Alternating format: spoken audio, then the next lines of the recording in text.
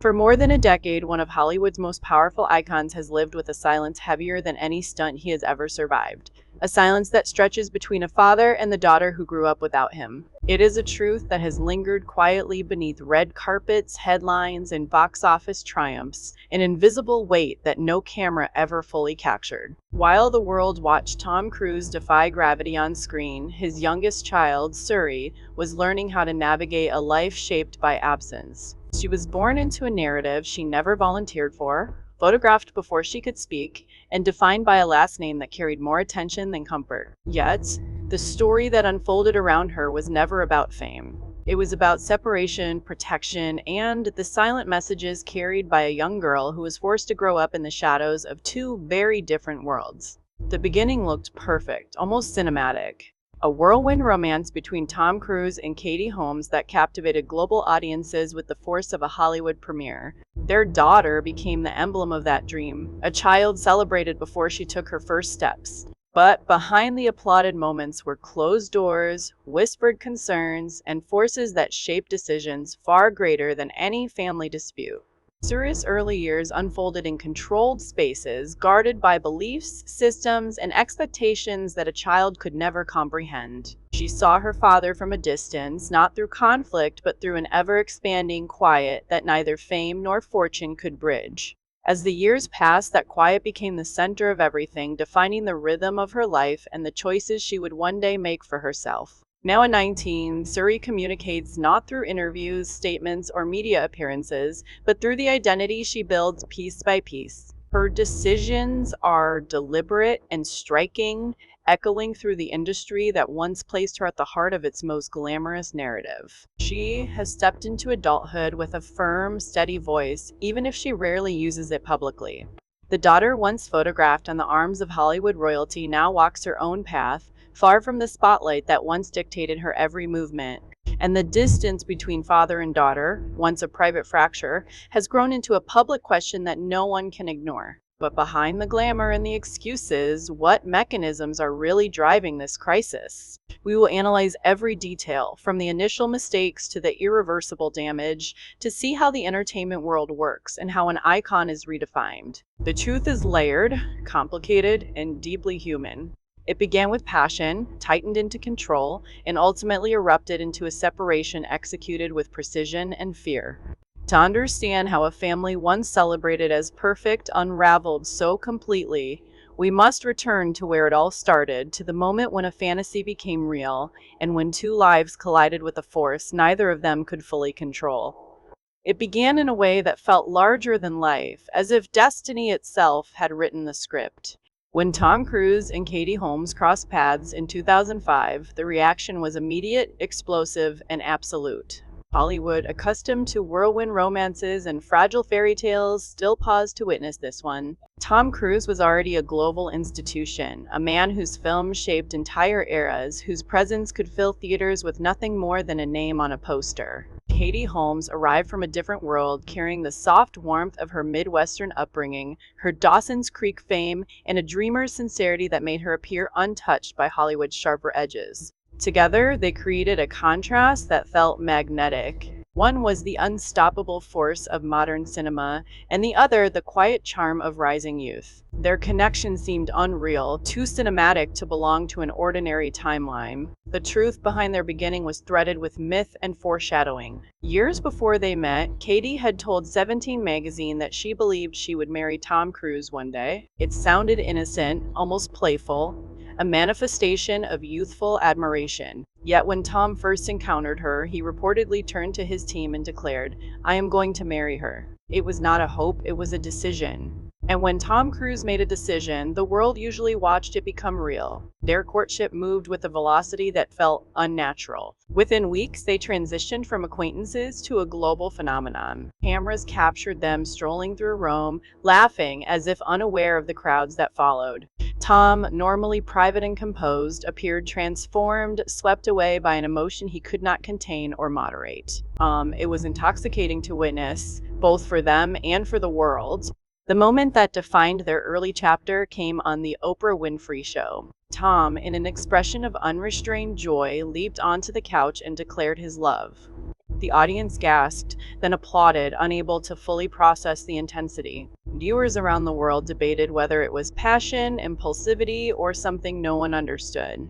Regardless of interpretation, it became a cultural moment, a symbol of how overwhelming and unusual this romance already was. It also marked the first visible line between Hollywood's expectations and Tom's devotion to a belief system that shaped his worldview. His emotional exuberance was not simply love, it was conviction, fueled by the structure and ideology of Scientology, which had long been central to his identity. When their daughter Suri was born on April 18, 2006, Tom described the moment as the happiest day of his life. He repeatedly called her a miracle, a blessing, the center of his world. Yet even this intimate moment unfolded under the doctrines of Scientology. Katie underwent a silent birth, a practice requiring complete quiet in the delivery room, intended to ensure the child entered the world in calmness. Tom purchased a personal sonogram machine, using it at home to monitor the pregnancy in detail. Outsiders struggled to understand these choices, some viewing them as intrusive, others as intense devotion. For Tom, they were expressions of love intertwined with belief. For Katie, raised in Catholic traditions, these rituals marked her first step into a world whose rules she did not fully grasp. Their wedding later that year intensified the divide between public perfection and private tension. Set in the breathtaking 15th century Odescalchi castle in Bracciano, Italy, the ceremony looked like a royal coronation. With a reported cost of more than $3 million USD, guests arrived from every corner of influential society: Jennifer Lopez, the Beckhams, Will Smith, and an array of global elites. Katie wore Giorgio Armani, her smile radiant yet fragile in hindsight. Tom stood beside her with absolute confidence, energized by celebration and belief. But behind the curated beauty, an uneasy truth lingered.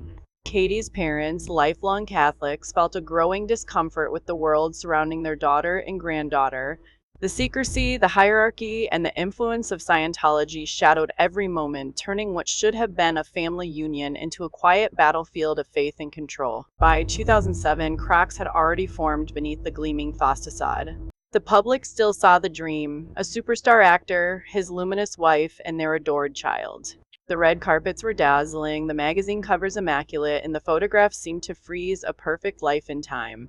Yet inside their private world, subtle shifts were taking hold. Friends noticed that Katie rarely traveled alone. Whether she went to dinner, shopping, or a simple walk, members of Tom's close circle, often individuals strongly connected to Scientology, accompanied her. They were calm, watchful, composed, but always there. Their presence did not feel protective, it felt supervisory. One evening, journalist Maureen Orth sat with them during dinner. Hands occasionally approached, hoping for a glimpse of the couple. Katie smiled politely, but then said something quietly that left Orth unsettled. "Oh, we do not go outside very much." The words were simple, almost casual, but in context they were revealing. They hinted at restriction, at unseen boundaries shaping her daily life. Meanwhile, Tom remained firm, confident, and deeply immersed in his belief system. He championed Scientology publicly, defended it passionately, and saw it as a framework of discipline and purpose. To him, this was life guided by structure. To Katie, the structure was beginning to feel like confinement. The origins of their collapse were not loud arguments or dramatic betrayals. They were soft barriers, accumulating over time until the air around her felt too heavy to breathe. For Katie, the warning signs did not come from a single moment.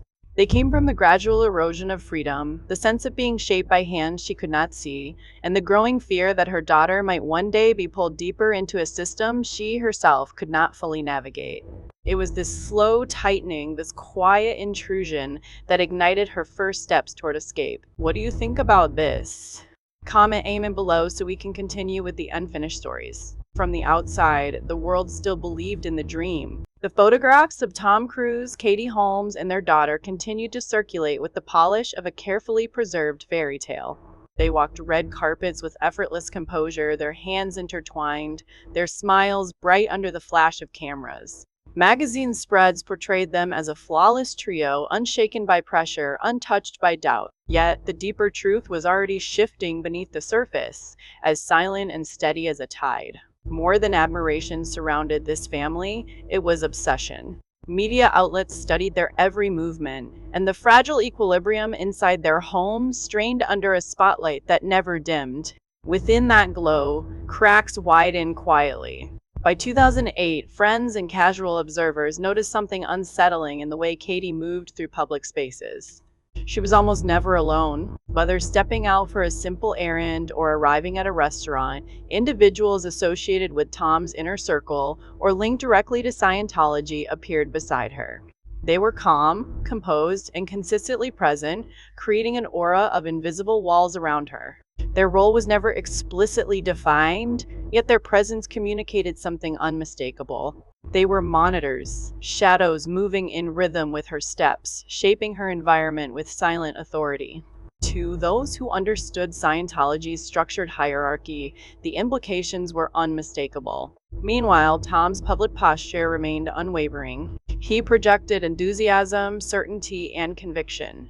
His dedication to Scientology did not diminish with fame, it amplified. He defended the organization openly, praised its impact on his life, and reinforced his alignment with its teachings. Hollywood embraced him as its tireless blockbuster architect, while Scientology embraced him as its most influential public champion.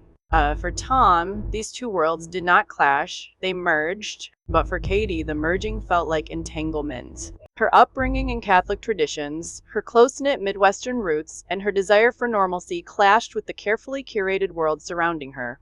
The media, always hungry for contrast, began to notice the subtle shift in her demeanor. Her once bright and spontaneous presence appeared dimmer, more measured, almost rehearsed. Interviewers heard her repeat the same sentences, the same praise, the same lines about Tom's brilliance and their perfect family. The repetition felt unnatural, as if she were reciting truths she had been instructed to believe rather than ones she genuinely felt. It was not an accusation, it was an observation, amplified by those who knew her before the whirlwind transformed her life. Even in candid moments such as dinners or quick encounters with fans, her expressions carried a softness tinged with restraint. Then came the comment that lingered in public memory. During a dinner observed by journalist Maureen Orth, Katie smiled at approaching fans, then remarked lightly, "Oh, we did not go outside very much." The statement was brief, almost whispered, but it left Orth frozen. The casual tone could not hide the implication. It spoke of confinement, of routines dictated by external expectations, of a life shrinking quietly inside invisible barriers. It was not the life of an actress at the height of her fame, it was the life of someone navigating a controlled environment. Two opposing narratives formed rapidly in the public sphere. One side believed Tom was protecting his family with intensity, ensuring privacy and shielding them from invasive media attention. This group interpreted Katie's quieter demeanor as the natural exhaustion of motherhood combined with relentless scrutiny. They admired Tom's dedication and perceived the couple as united against the chaos of celebrity culture. The other side saw signs of restriction. They interpreted the constant presence of Scientology members as supervision rather than support. They noted the diminishing appearances of Katie's family, especially her parents, Martin and Kathleen Holmes, who had always been central figures in her life. They wondered why visits had become infrequent, why her mother's warmth seemed distant in photographs, and why Katie appeared increasingly isolated. Rumors emerged quietly at first, then gathered force. Commentators questioned whether the structures surrounding her were limiting her autonomy, shaping her choices, or influencing the direction of her daughter's upbringing. What seemed protective to one side appeared controlling to the other.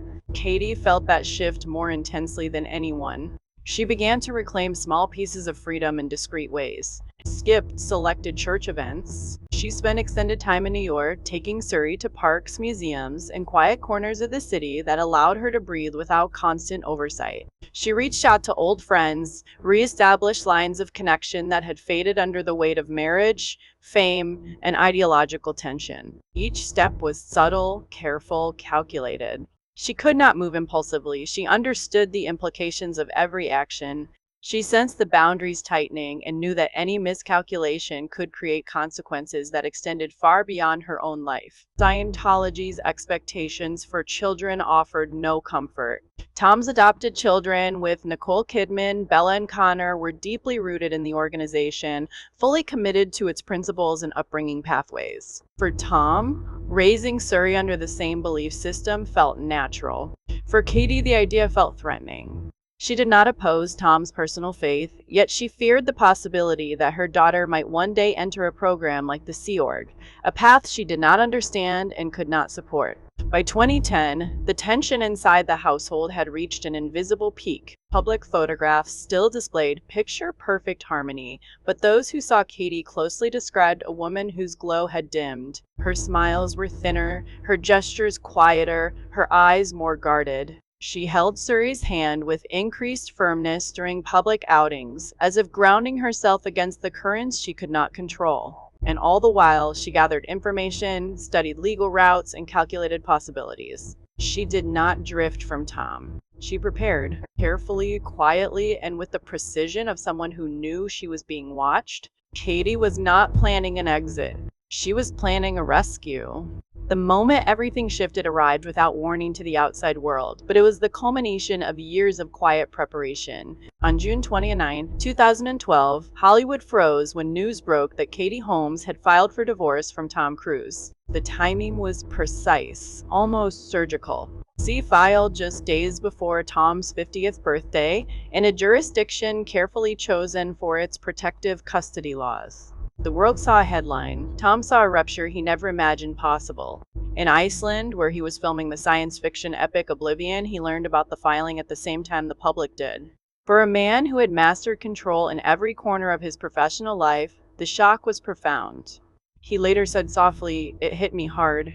Life can do that to you." His words revealed the depth of his surprise, but the machinery behind Katie's decision had been in motion long before that day. Katie executed her exit with the precision of a covert operation. She changed her phone numbers. She dismissed staff members she feared might be reporting to Scientology handlers. She hired new security, vetted through channels far removed from Tom's world. She consulted quietly with her father, Martin Holmes, a seasoned lawyer with a sharp understanding of contract negotiation and legal risk. Years earlier, he had helped craft the prenuptial agreement. Now, he used that knowledge to design a path toward separation that could withstand scrutiny, pressure, and the influence of one of Hollywood's most powerful figures. Katie did not leave in anger. She left to protect her child. Documents filed later in court confirmed the unspoken truth. She feared a future in which Suri would be pulled into the strict high-how commitment programs within Scientology as she grew older. For Katie, that possibility was unacceptable. The legal storm ended almost as quickly as it began. After only 11 days, the divorce was finalized. Negotiations that might have dragged on for months between other high-hanging profile couples moved with unusual speed. Tom agreed to pay approximately $400,000 USD per year in child support until Suri reached adulthood, as well as additional expenses related to schooling and healthcare. But money was never Katie's objective. Her mission was separation, cleaning, don't loot, permanent. The settlement allowed her full control over decisions related to Suri's education, medical treatment, and, most importantly, her spiritual direction. Scientology would not be part of her daughter's future. The morning after the agreement, Katie and Suri vanished from Los Angeles without a trace. When they resurfaced days later in New York City, they walked through Chelsea quietly, without bodyguards, without shadows, and without the weight that had followed them for years. Katie appeared exhausted but unmistakably free. Tom, meanwhile, entered a different kind of silence. In 2013, during a deposition related to a separate lawsuit, lawyers confronted him with the difficult question that had hovered over the divorce. Had Katie left in part to protect their daughter from Scientology? Tom called the question offensive, yet he conceded that it was one of the assertions involved. His response became the closest he ever came to acknowledging the ideological divide that had fractured their family. Reports at the time stated that he had seen Suri only once after the divorce in a short private meeting. No further confirmed visits or photographs ever emerged. Years passed. Tom immersed himself in his career with renewed intensity. He traveled nonstop for Mission Impossible films, global premieres, world tours, and daring stunts that escalated with every project. He clung to the side of an aircraft in flight, leaped from helicopters, scaled skyscrapers, and pushed physical boundaries to impossible extremes. Audiences cheered these feats, unaware that another mission, the one involving his daughter, remained untouched. While Tom soared across continents, Suri's life moved in an entirely different direction.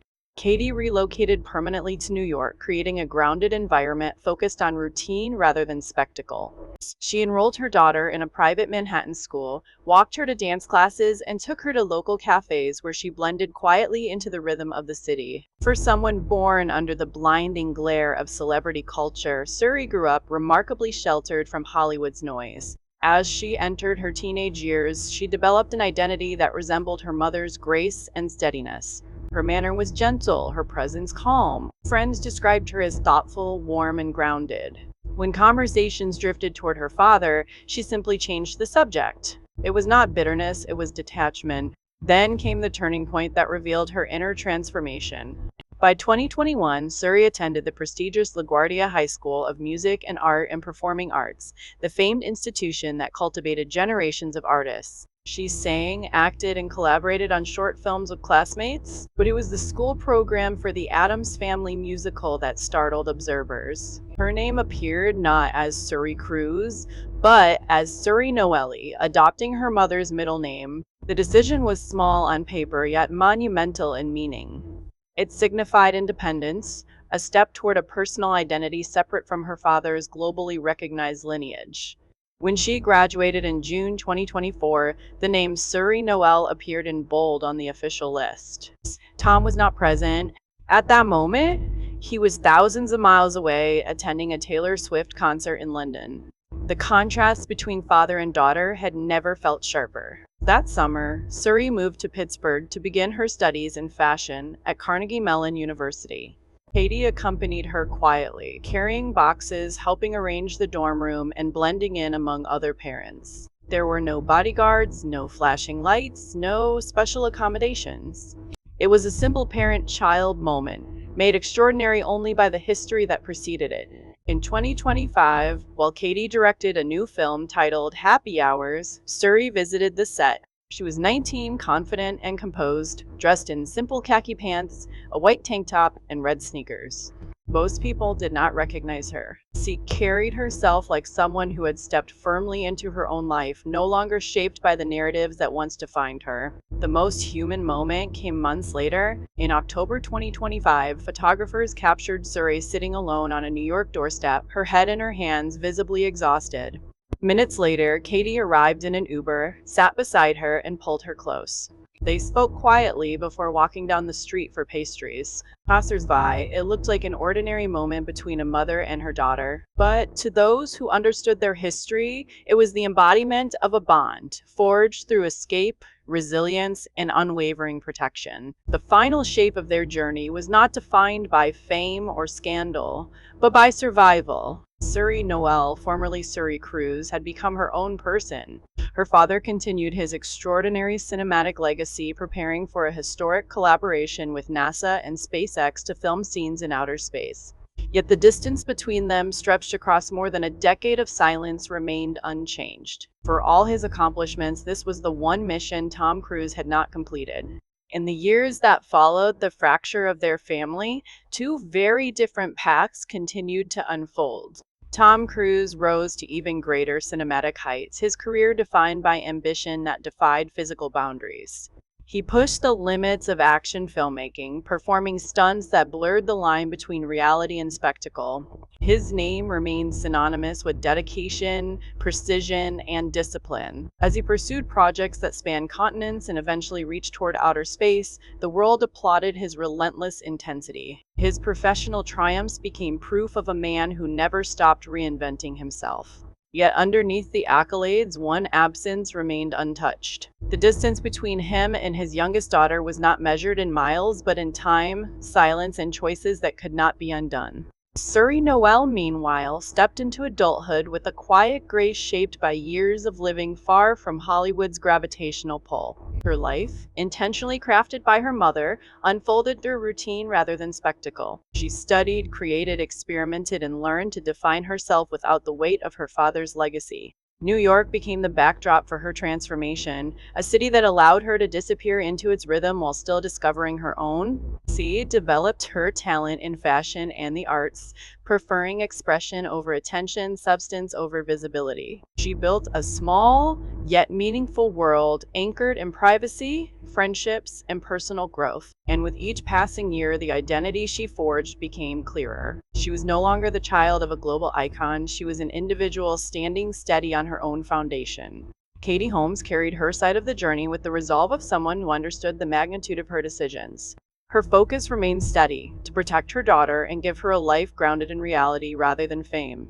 She navigated the aftermath with restraint, allowing her work, her parenting, and her silence to speak for her. Friends described her as grateful, centered, and deeply proud of Suri's independence. She understood that her daughter's strength was not the product of a smooth life, but of one shaped by obstacles survived in quiet resilience. Together, they built a bond defined not by what they escaped, but by what they created afterward. The aftermath of their story reveals a broader truth about the fragile nature of public personas. Fame can amplify victories, but it can also conceal fractures. Power can create opportunities, but it can also blur boundaries. And the narratives that captivate audiences often leave out the complexities that shape the people living them. The story of Tom, Katie, and Suri is not merely a Hollywood drama. It is a reminder that identity is earned, not inherited, and that the most profound journeys happen away from cameras. It is also a reflection of how silence, once it settles between loved ones, can grow into a distance that becomes increasingly difficult to bridge.